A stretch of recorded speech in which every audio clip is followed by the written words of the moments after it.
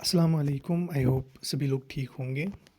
जो students NSP की payment का वेट कर रहे हैं, जिनका pending for section generation under ministry है, जो स्टेटस आपका pending for section generation under ministry है वो 29 ऑफ मार्च को आपका आया था।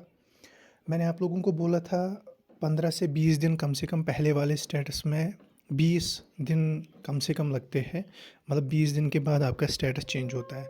अगर आप 29 से अभी तक देखेंगे, 29 से 31 तक 3 दिन आते हैं और आज 16 अप्रैल है, तो 19 डेज़ हो गए। मगर उन 19 डेज़ में छुट्टियाँ कितनी थी अगर आप वो देखेंगे, सैटरडे संडेज़ प्लस जो बैसाखी की छुट्टी थी और भी 2-3 छुट्टियाँ थी, ईद की छुट्टी थी।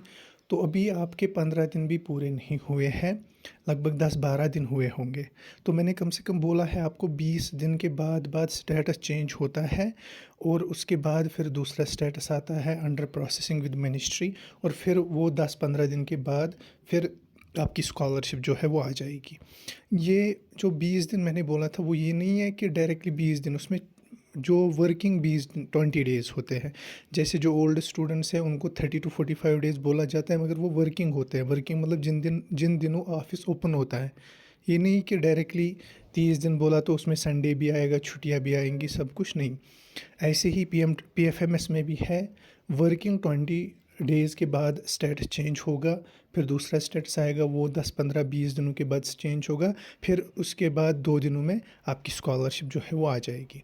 तो अगर आप उसमें देखेंगे अभी तक आपके 20 दिन क्या 15 दिन भी नहीं हुए हैं, अभी तक लगभग 10-12 दिन हुए होंगे, क्योंकि उसमें ईद की भी छुट्टियाँ आई, उसमें बैसाखी और भी बहुत सारी और भी कुछ छुट्टियाँ थी, नेशनल लेवल छुट्टियाँ थी, और उसमें सैटरडे संडेज़ भी आए हैं। तो जब पूरे 20 दिन आपके हो जाएंगे, उसके बाद 20-22 दिन के बाद आपका स्टेटस चेंज होके फिर उसके बाद बाकी स्टेटस चेंज होके आपकी स्कॉलरशिप कंफर्म वो जो है वो आ जाएगी।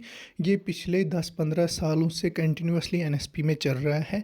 जब हम भी लेते थे उस वक्त भी, जब हमारी स्कॉलरशिप आती थी एनएसपी से, सेम यही प्रोसेस होता था। ठीक है, अब इसमें छुट्टियां ज़्यादा आएंगी तो उसका मतलब ये नहीं है कि 20 दिन तो हो गए क्यों नहीं आई। तो आपको वेट करना है और उसके बाद फिर कंफर्म आपकी स्कॉलरशिप आ जाएगी। ठीक है, थैंक यू।